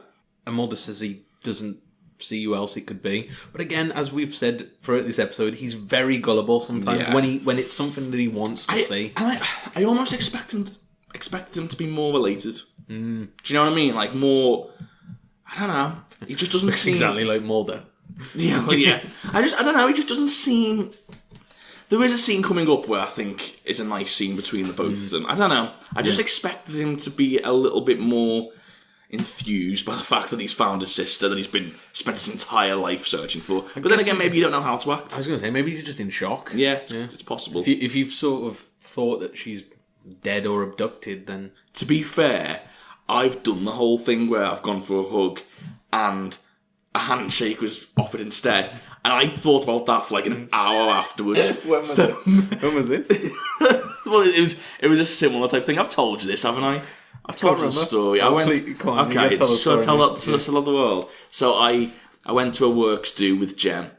It was Jem's works do, and it was all of her colleagues there and some of their family and stuff like that. And we got talking. We had a nice lunch, and we got talking to all these new people that I never met before. Anyway, we go to the cloakroom afterwards. We're getting our things ready to go. My coat was at the other end, so I walk back. As I'm walking back, one of the women there went round, gave everyone a kiss on the cheek, proper continental style, like mwah, mwah, like the French style, right? So I'm like, okay, I don't do that sort of stuff. I'm a hug or a handshake type of person. Yeah. But it's awkward. But when in Rome type thing, it's like, yeah, it's fine, it's whatever. I'm not gonna start making a big deal out of it. It's Jem's work do. So she comes up to me, I'm like, bye. I go for the one side kiss, and she just sort of stands. Oh yeah, she just sort of stands, and it was horrifying. And I pulled away, and I just thought about it for weeks. And I said, from now on, I'm doing what Mulder did. Yeah, sticking a hand out. You can't go wrong. And bang. It was I don't know, push it too far out, you touch somebody's breast or something. Oh no, you get even. It was just because the problem is Trump.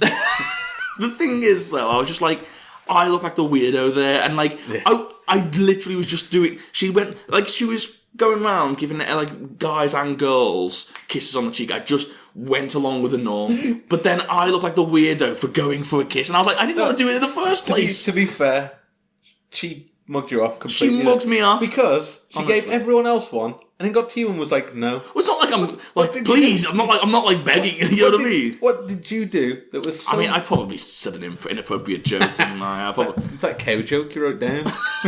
Yeah, I don't find that very funny, actually. I was just probably was like, oh, it's a lovely house. I said that 17 times and she got bored of me. Any more in jokes you can throw in there?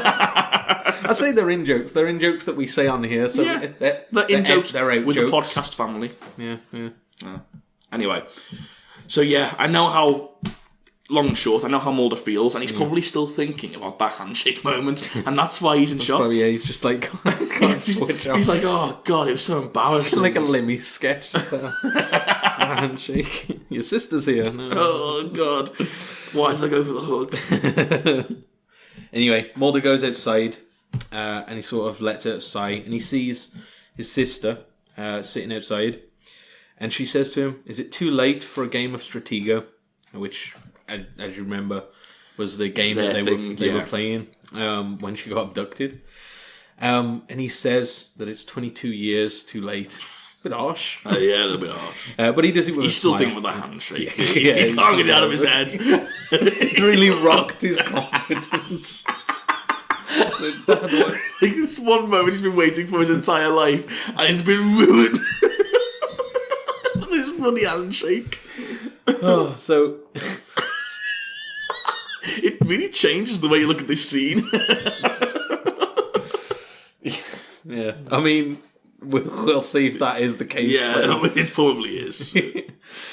She says that when she did arrive back, her dad just sat outside. And Mulder says that, where do you begin with all that's happened? She then recounts basically... He's done with the handshake. Yeah, it keeps coming back. He's like, oh. I don't know where to begin with this. I went for the hug. She then recounts the story of her abduction, basically. She says that she was 9 or 10 when she returned.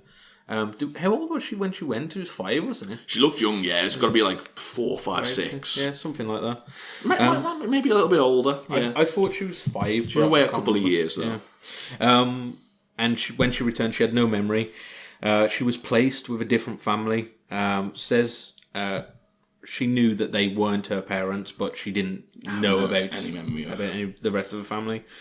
She says eventually she remembered a few years ago after she started suffering with free flow anxiety, and to sort of counteract this, she underwent hypnotherapy. Yeah. Again, a common thing that both Mulders have been through. At this point, they're both Mulders. That's a weird thing to say. I know, yeah. She recounts the abductions and the tests that apparently she underwent, and she starts sort of crying. She hugs Mulder, and she says that she's in danger. A man contacted them who's hunting her adoptive father and other doctors. So now it's this, if her adoptive family is, it's implied that it's these Gregors basically, and this guy is hunting all of them. That's why I wondered whether that was her with the Gregors earlier. Possibly, yeah. I don't know. Possibly, I don't know. I didn't recognise that at the time, but I'm just looking back now and I'm thinking, was that the same person? I might have to go back and have a look. And then she says that they are visitors, or what they would know as aliens. She says that the bounty hunter was sent to kill them, and he won't stop until they're dead, and they'll kill anyone who tries to stop them. And he says that he will soon come for her. So yeah, a lot of stakes added to this quite late on. And again, she's now saying these are aliens. So again, putting it out there. So it's a huge episode, really. I know, the lore of the X-Files. It is massive, to be honest. It's surprising because I've never seen this on like the top 10 episode lists or stuff like that. I've never seen this high. I can't say I recognise it as well, but so I really enjoyed it. Yeah. But then again, maybe you never know what the second episode might blow this out of the water, and then this one never gets thought about. You know what I mean? Or is absolutely rubbish, so it ruins this one. I hope not. Who knows? We'll see. We then see in Scully's apartment. Scully walks out of her bathroom. She walks out of her bathroom. She's running down the road. She's got a classic 90s fanny pack, bum bag, as we would say. That's weird, isn't it? Bum bag, fanny pack. Give it a bum. That's exactly what I thought.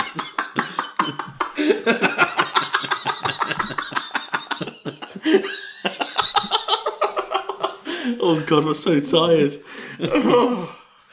She closes the door and starts running down the road. And as she's closed the door, we see that the phone starts ringing, literally a few seconds after. We see that Mulder's on the other end, and he tells her to pick up. She says that she can't trust the CIA agent, and Sam tells him that the CIA agent, can disguise himself. And he says that she won't, only she can recognise him. Yeah. So maybe there's some kind of ability that these aliens or people have been abducted or whatever. But I don't think it's her. Yeah. I don't think it's her. I really don't. What if it's another agent who's been sent to, I don't know, maybe I don't know. Another shapeshifter, I mean. It could be. I don't know. I'm very dubious. Who knows? Yeah, we'll find out next episode. We see Scully running for the bus. She gets on. She looks for Chapel, basically. Yeah, she's looking around for him. She can't see him.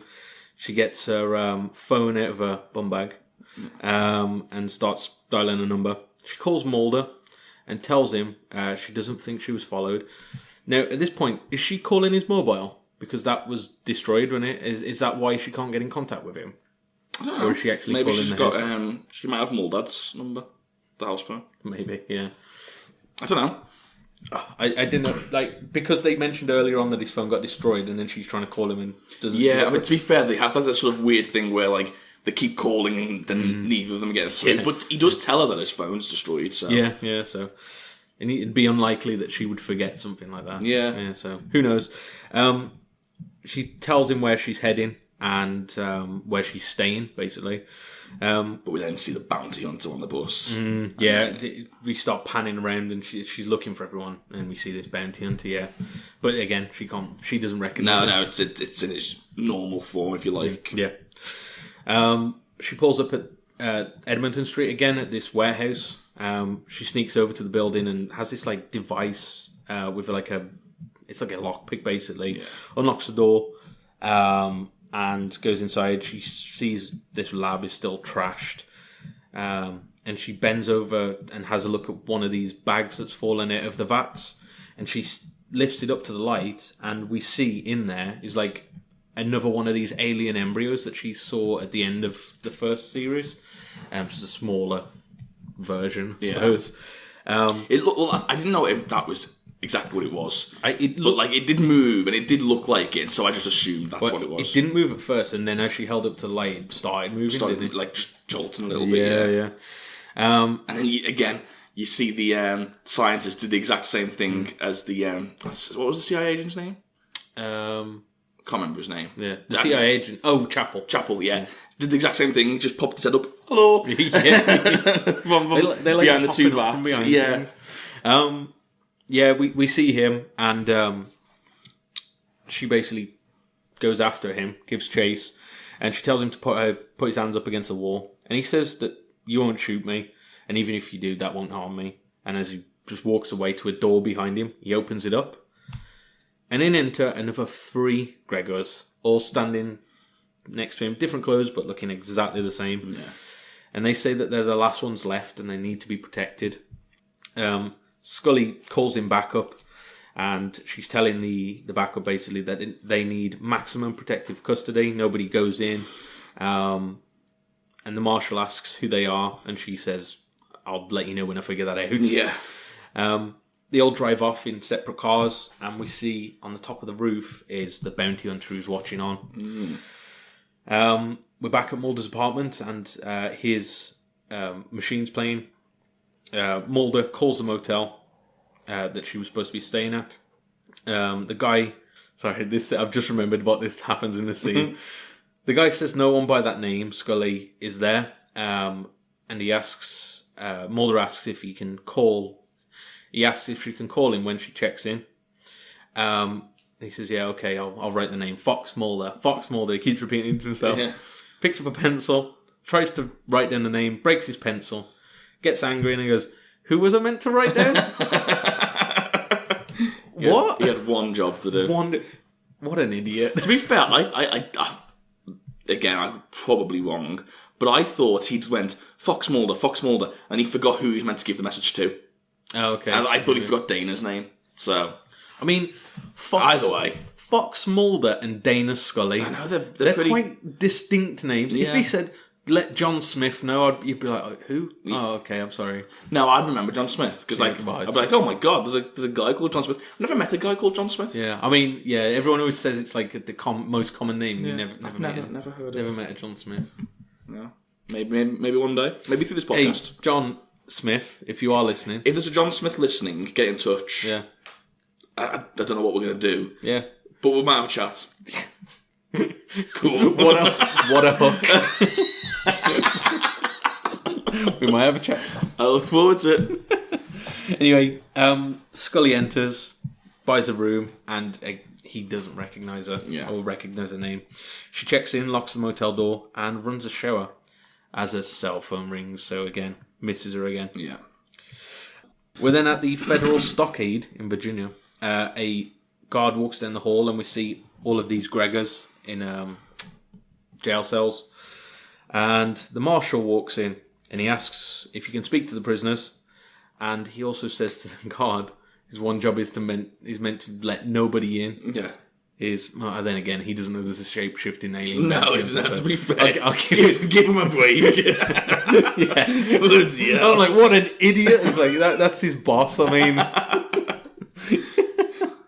Jesus Christ. You're fired. I'm incredibly harsh on this guy. But anyway, he asks this guard to go get him a coffee. So instantly we know what's going to happen here. He walks in. We see the Gregors and they look at him and they know. And he pulls out this blade and it sort of shoots out. Again, it's like a piston or something like that. We're at the vacation village now. We see Scully is now asleep. And there's a knock on the door. She wakes up, goes to the door, and it's Mulder. Mulder. Yeah, he says he's there. Yeah, he says, "Can you let me in?" She lets him in and asks him where he's been or why he's not been answering his phone. Then her phone rings, and she picks it up, and it's Mulder. It's Mulder.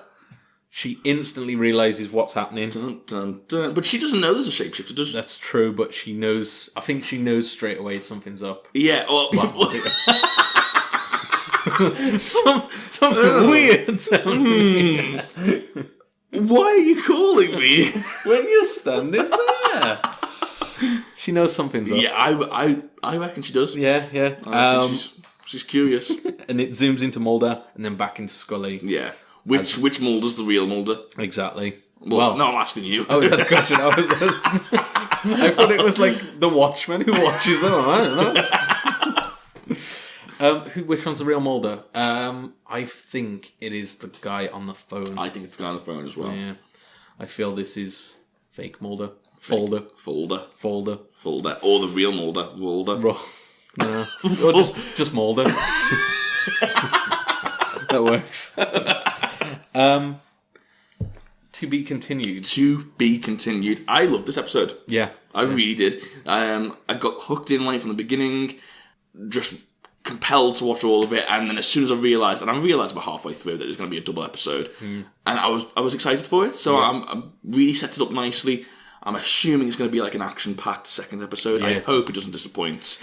I'm looking forward to it. Yeah, I mean, it was, like I said earlier in the episode, it was huge. For the lore of the episode, it's huge. We learned so much in this one. Yeah, that's the thing now. We know that aliens are here now, but we know they're colonising, they're breeding. We don't know what the extent of their technology and what they're... So we don't know what the Gregors are or what they're doing, what their job is. We don't know why the bounty hunter is hunting them. Yeah. We don't know whether Mulder will ever get over that handshake. There's so many questions that need to be answered. Yeah, exactly. Yeah, I enjoyed it. I really enjoyed this one. To be fair, we got a lot more backstory, as you said, on this on the aliens now. I really hope that Mulder's sister has returned. Yeah, I hope he doesn't get whipped away from him. That'll kill him. I think twofold. I'm hoping that for story reasons and also prediction reasons. Yeah, but there's a something's I'm not 50-50 at the moment. That something doesn't feel right about it. Yeah.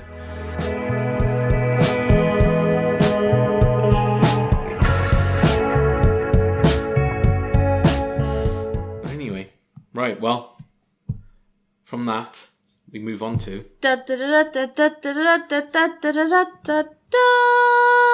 Luke's production notes. As in all other episodes of The X-Files at this point, the casting process took 8 days. You're getting lax with these production notes, Luke. We don't need to know this. I cut out a lot of this. Why did you leave that one in? I don't know. Because it wasn't a spoiler. Megan Leach, I think, or Leitch, I'm not sure. I hope it's not Leach, because that's... Leich. Leitch. Ooh, Leich. Leitch, yeah. The woman who portrayed Samantha Mulder.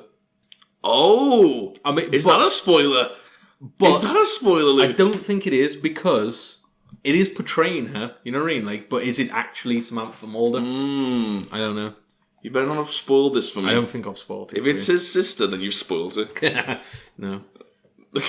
Oh, so it's not? No. Did, according to Frank Spotsnitz, a phenomenal job. God, these are awful. This is your worst production notes yet, based on the first two. Oh my god. Why did we need to know that?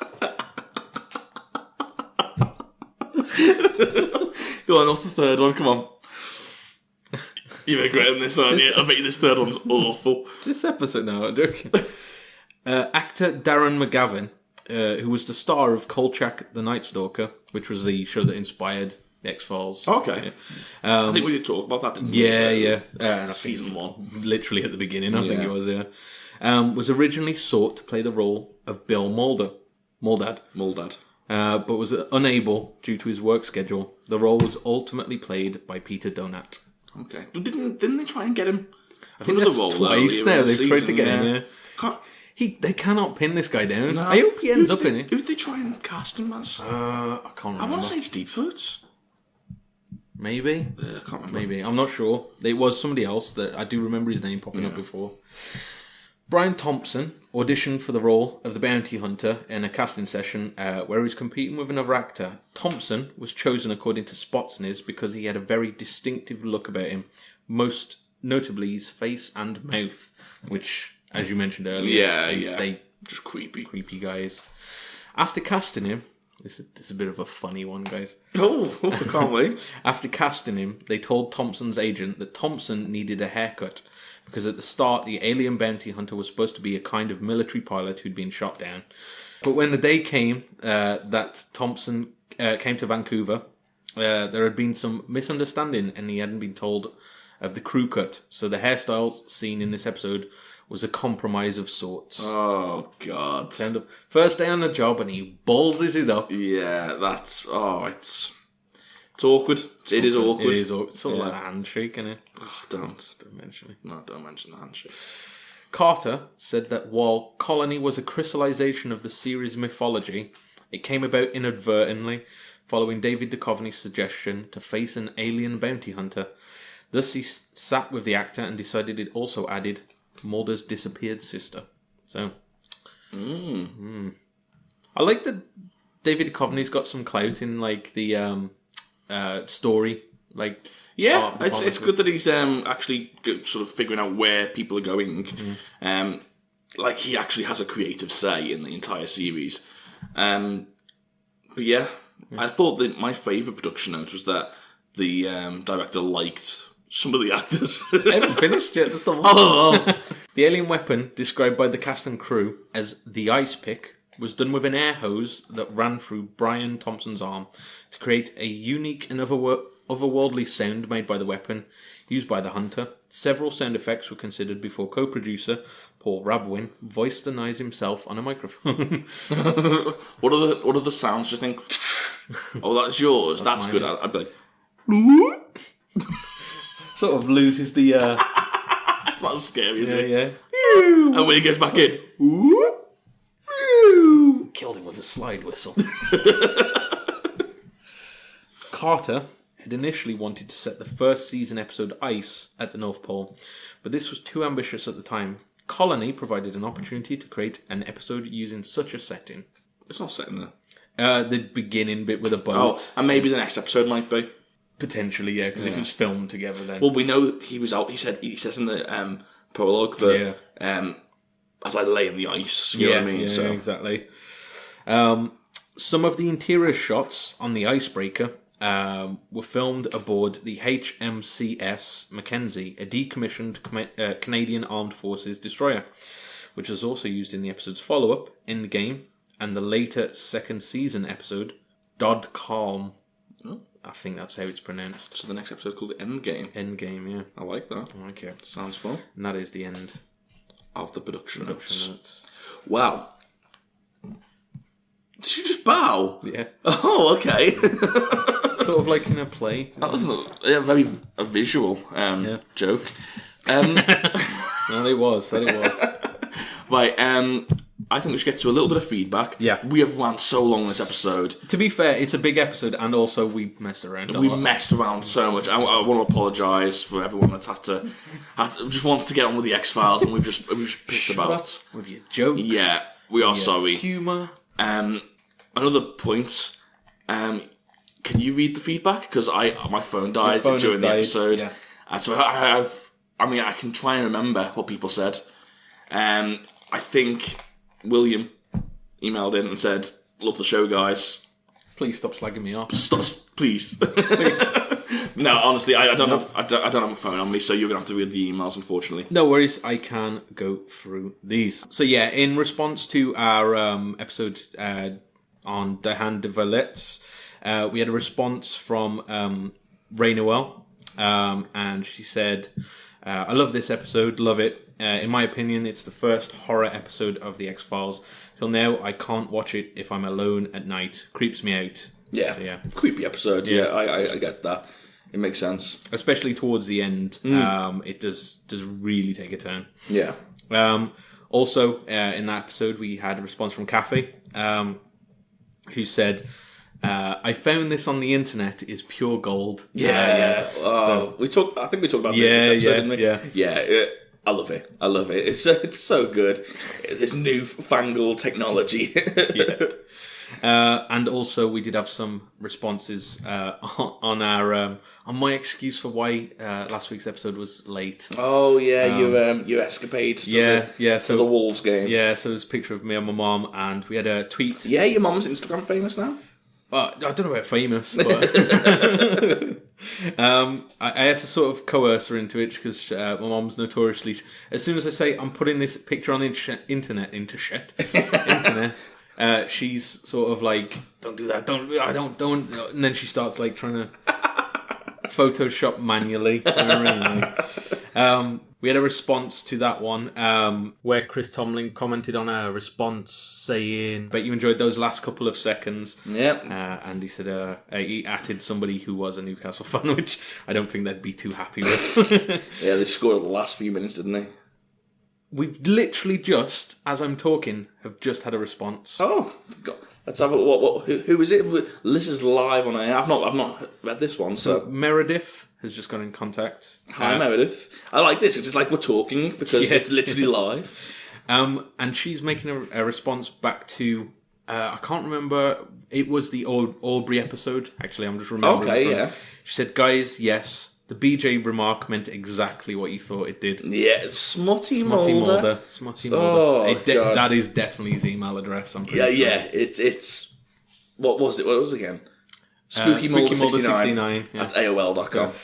I wonder if that's been... Someone emailed that email address. You know what? We need to do it first. Yeah, okay. We need to do it first and get that locked down. What? See if before this goes out. Oh, what? See if we can get the email, or email it to see if it exists. No. See if we can get the email, because if it exists, we'll know, because we won't be able to get the email. Yeah, true. Well, I did say AOL. No one wants to log into AOL. What year is this? Yeah, good point. Yeah. We'll just send them an email. Say hi. Do you like the X-Files? No. Why do people keep emailing me this? Yeah. Well, I mean, on that note, we should probably leave it there. Yeah. So as we found out, the next episode is called Endgame. Looking forward to it. Cannot wait. Yeah, I can't wait for the resolution and all this now. So yeah, if you want to get in contact with us on this episode or any other episodes that we've done in the past, the best place is Twitter, to be honest. Yeah. I think Twitter is the easiest way to get in contact with us. It's succinct. You can get a nice little snippet. It's not a snip. Nice little snippet across to us. And we'll try and read out everybody. Well, we read and respond to everybody's. But yeah, we'll try and read out yours on the show as well. We do have Facebook, email, all those other stuff. It's all in the... See it all below us. All below. See it all below us. We need to wrap this up. So, we need to sleep. I'm so sorry for this episode. You don't have your phone, so this is going to be difficult. But no, it's not. Do you have a goodbye in a language that we've not used yet? Yeah. That is from a country that we have a listener. Yeah, I do. I'm going to use a universal language. So, listeners, as you're there, I want you all at the same time to reach out both arms. Come and give the podcast a hug, and me and Luke are going to stick out a firm hand and just refuse your hug and shake your hand. Yeah. Goodbye.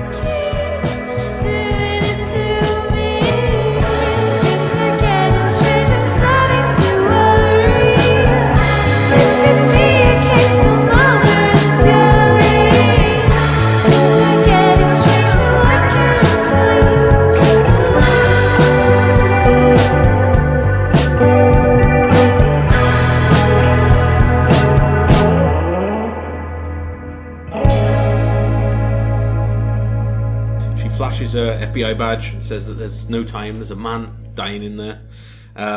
Were you so happy about that? No. Oh no. She flashes her. You actually made the motion. Did I? Yeah, you just sort of moved it I went like that? Yeah. She flashes her and they're through, no problem at all. Clerk says that a man paid in cash to place this advert. And Scully shows the Reverend's picture.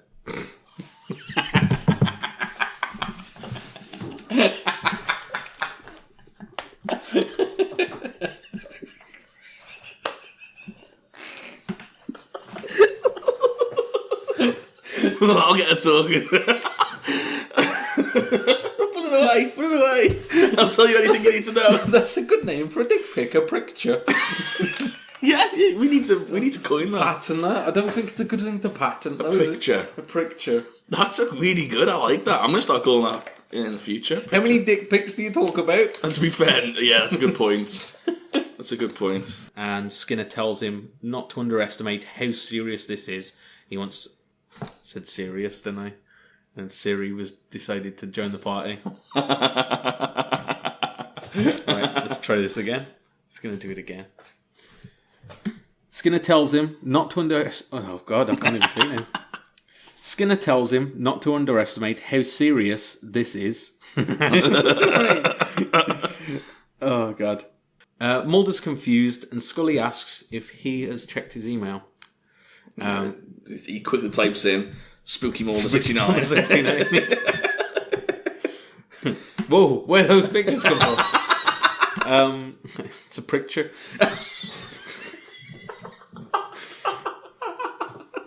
And Mulder says that she should. Fuck, I need a drink. let's take a... Not an alcohol. No, it's alright. I think after this scene, I'll just have a quick swig. Yeah, have a quick pause. Yeah. Mulder says that she should send it to the lab.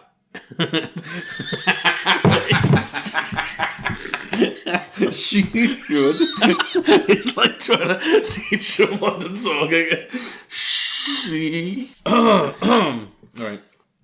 Mulder says that she should send it to the... I can't make it through this. I can't make it through this. Walk away.